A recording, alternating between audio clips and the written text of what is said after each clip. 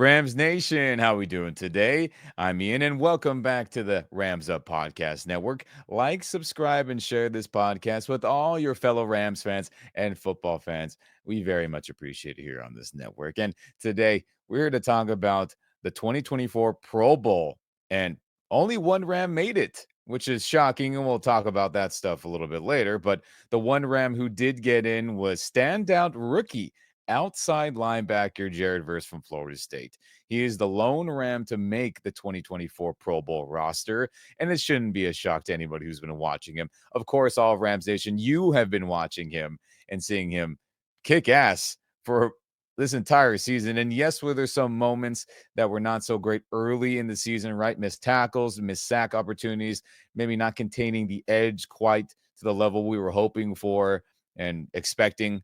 And he's really turned it around since. Been a phenomenal player. Yes, has there been tons of sacks and tackles these last maybe month and some change? No, but he's definitely affecting the game. And if you watch games replayed on, your television, your iPad, computer, you watch the all 22, any of those things, you realize how much of an impact he's making play in and play out.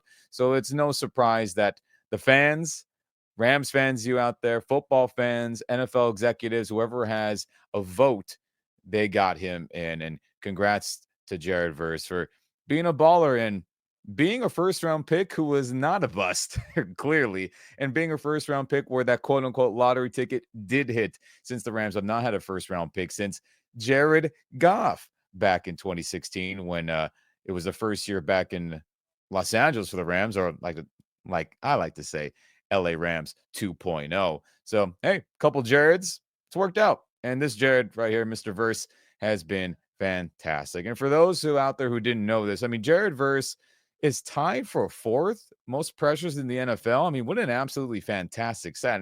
And for anyone out there who's not too sure what that means, it means when you're getting to the quarterback and affecting the pocket, his throwing, his ability to throw, and hurrying the quarterback, it's kind of all combined. It gets a little nuanced depending on which website you want to look at, depending on ESPN, NFL.com, so forth and so forth. There's tons of analytic departments out there for both football, but it's basically when you're affecting the quarterback passing, whether he has to throw it sooner, he has to run away, he has to eat it, or he takes a sack. It's kind of all combined, and he's tied for fourth in the league. And who is he behind in that? Well, Myles Garrett, a defensive player of the year. Jonathan Grenard, who's been a standout player his entire career at the edge position, and then Trey Hendrickson, who's a Pro Bowl, all pro level edge defender as well. And gosh, you know who else he's ahead of? Chris Jones, three-time Super Bowl champion, who's been clutch in multiple playoff games since he's been a Chief and, part of their dynasty with Kansas City. So Jared Verse is the real freaking deal, Rams Nation, and any football fan out there. He is fantastic. And who is he joining on that Pro Bowl roster? Well, he's joining Jonathan Grenard, who we just talked about, who's been fantastic, a Viking, and Andrew Van Ginkel, who the Rams had really big interest in before the draft process had started during free agency. That's someone who they wanted to grab and bring into the Rams organization, but the Vikings, outbid us in that. So what a fantastic group on the NFC side. And then, Nick Bonino for the Denver Broncos, who's had a great year. TJ Watt, a defensive player of the year. And then Khalil Mack, a defensive player of the year guy as well. So what a great group it is for our young Ram to be a Pro Bowler. Shout out to you, Rams Nation, for voting him in. Shout out to any other football fan who voted him in. And shout out to all the executives and anyone else who had a vote in this process. Jared Verse, Pro Bowl bound, our lone Ram for the 2024 season. I tip my cap to you. And with that said, Rams Nation, I know there's many of you who are in a pissy mood. Let's just call it what it is for some other Rams who were not voted in to this 2024 Pro Bowl roster. So who are those Pro Bowl snubs that I think could be argued? Most definitely, I think it's definitely our D tackles. And who would that be? That would be Braden Fisk, Jared Verse's fellow teammate, who's in the running for Defensive Rookie of the Year as well with Jared Verse, who I think is going to win it, by the way, Jared Verse. Him and then Kobe Turner. But who didn't make it? I think that's important to talk about. So We have here for the National Football Conference, we have Jalen Carter, who's an awesome D tackle, no doubt about it. You have Dexter Lawrence for the Giants, who's a fantastic defensive tackle as well. No shock there that he's in that running and he made it. Vita Vea, Super Bowl champion with the Buccaneers. He's a fantastic D tackle as well. So I get it. All three of these guys are fantastic defensive tackles and worthy of being voted into the Pro Bowl. But if we compare some stats, and I know I don't have every single metric possible, but if we compare the baseline for it, and let's bring that up real quick here. So shout out to Stathead Football for providing all these fun stats for us to digest here. So I have on this table, I have Dexter Lawrence, Jalen Carter, and Vita Vea, who made the Pro Bowl roster. Then I have Kobe Turner and Braden Fisk, and all their basic stats right here on the table above to showcase. So Dexter Lawrence has 9 sacks. He leads the group there. Fair. But then you have Jalen Carter with only 4.5 sacks and Vita Vea with only 6. That's way less than Kobe Turner's 8 and Braden Fisk's 8 sacks each. Okay. Then we have solo tackles. Who leads that? Kobe Turner with 35. Who's next in line? Then you have Vita Vea. Okay. Then you have Jalen Carter. All right, 25. Then you have Dexter Lawrence with 23. And then you have Braden Fisk with 20.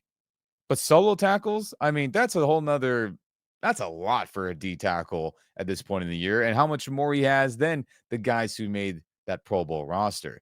Kobe Turner leads that. Then you have forced fumbles. Jalen Carter has 2. Okay. But you know who else has 2 and is tied with that? Braden Fisk has 2.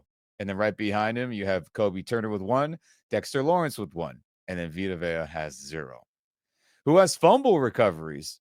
Only our Los Angeles Rams guys do. Braden Fisk leads this group with 2, and Kobe Turner leads, or is second, excuse me, with 1. So I understand that the 3 guys who made it are fantastic defensive tackles. But I don't think you can argue and say they're for sure way better and way more deserving of a Kobe Turner, of a Braden Fisk, based off these metrics I have here in front of you guys, and we're all looking at together here. Now, we all know that the Pro Bowl has integrated fan voting, and I think that has a large part to do with it because Kobe Turner, who is getting more popular, Braden Fisk, who will get more popular now that he's going to have some national spotlight into playoffs, and obviously he'll be in these Defensive Rookie of the Year voting process. I think people go with the names that they know better. A Jalen Carter, who had all the draft hype, and he's on the Eagles. Vita Vea, who's a Super Bowl champion and has played great for them. Dexter Lawrence is in the New York market and has been in the league much longer and who has been multiple time Pro Bowler. And I think that plays into it. So Rams Nation, if you want your Rams to get in and you know they deserve to get in, we need you to vote because the fan voting is a big part of this now. It's not like back in the day where it was just executives and other people with votes in the media. Fan voting has a large part to do with it now. So I really was thinking that Kobe Turner was the least going to get in. I thought Braden Fisk had a fantastic shot. It's a shame that neither of them got in. But again, based off these stats, I think they should have got in over a few of the NFC D tackles that made it. But I'll leave that to you to decide for yourself. But I think at least one of them, probably both of them, Fisk Turner, should have got in instead. But kudos to the guys that did get in. But who was another Pro Bowl snub that allowed the fan base and even myself was like, man, he didn't get in? Well, I have to say that is running back Kyren Williams, who has been the bell cow, the do it all, the constant force of nature on this Rams offense. As the Rams offense hasn't been good when he hasn't gotten the ball enough. Let's just call it what it is. When Kyren hasn't gotten 15 or more carries, this Rams offense is just stunk. And when he gets 15 or more carries, this team produces, scores points, gets yards, and moves the ball. And I really was shocked to see him not get in. So who did get in from the NFC here? You have Saquon Barkley. Not a shock. He broke 2,000 yards. A large part of that was because of the Rams' contribution on Sunday night when he had a career day. He got in. Totally get it. Then you have Josh Jacobs for the Green Bay Packers, who's had a fantastic year as well. Okay, I can dig that. He's gotten the ball a lot, and he's been a constant for that Packers offense who has kind of fluttered every now and then, but he's been a constant force.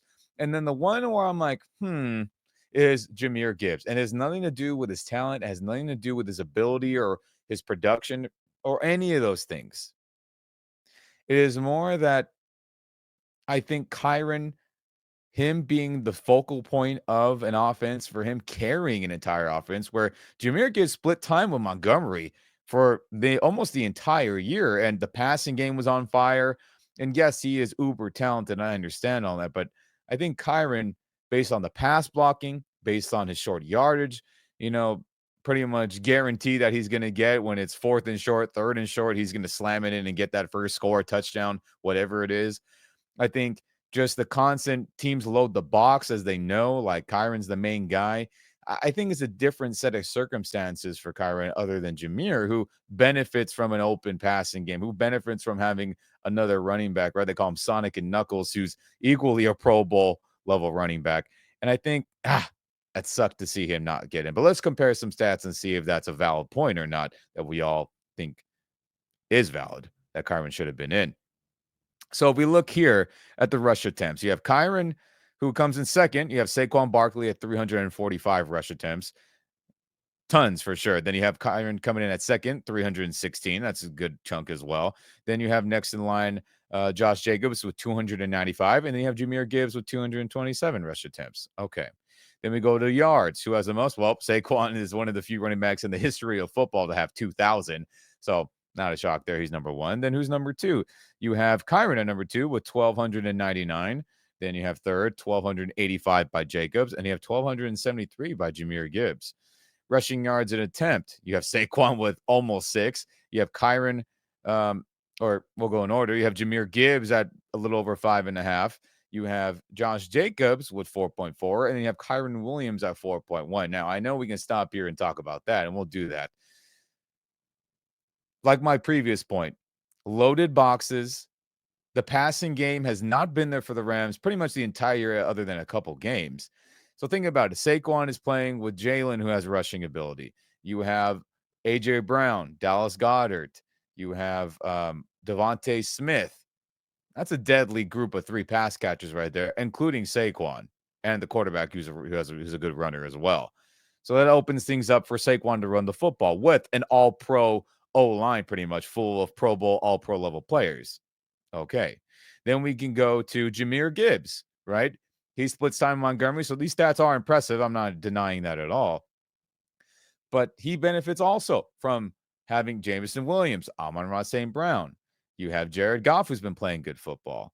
You have the tight end, whose name I'm just blanking on at the moment, Sam Laporta. There we go. Then you have an all-pro O-line, pretty much one of the best O-lines in the entire league with multiple Pro Bowl, all-pro level players. He benefits from that greatly. So that's why you see those stats pretty high. Josh Jacobs, you have a top 10 O-line, in my opinion, with the Green Bay Packers.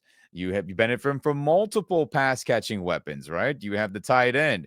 You have about 4 wide receivers who can go off on any team, any game.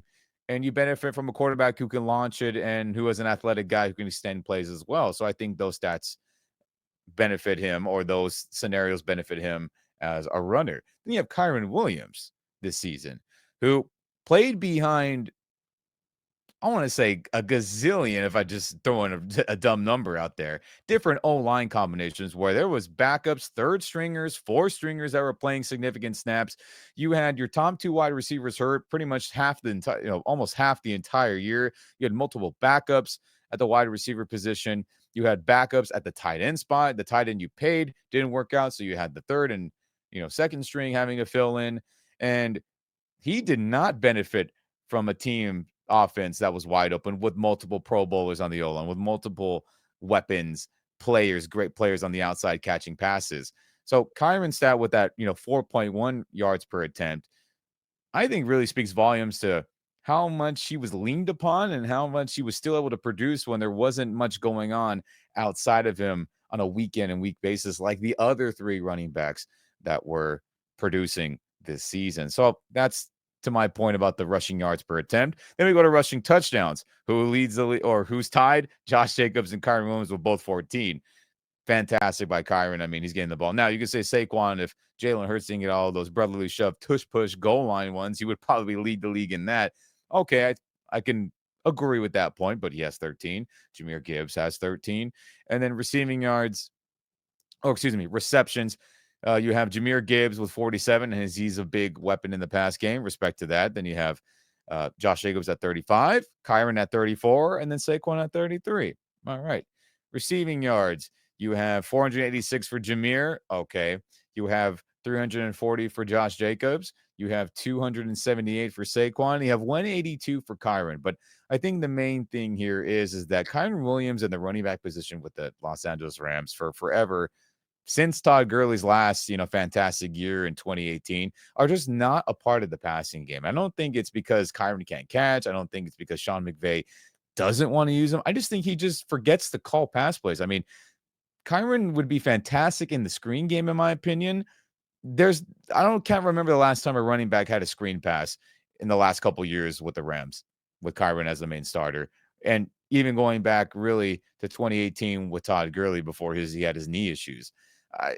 If he was used in that, I feel like he would definitely have tons of yardage in the passing game because Kyren can catch, Kyren can run, he can run over people, he can juke people out, he's got moves, he's shifty. So I think that's a detriment from not from his skill set, but just the usage. He just is not put in situations to catch the football. So it's unfortunate those stats are very low.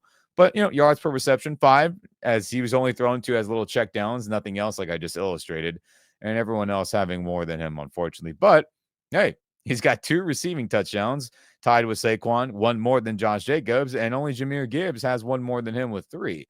So, hey, like I said, if he was used more in the passing game, I feel like he definitely would have caused tons of damage. But Sean McVay does not like to use the running back in the pass game for whatever reason I'll never understand.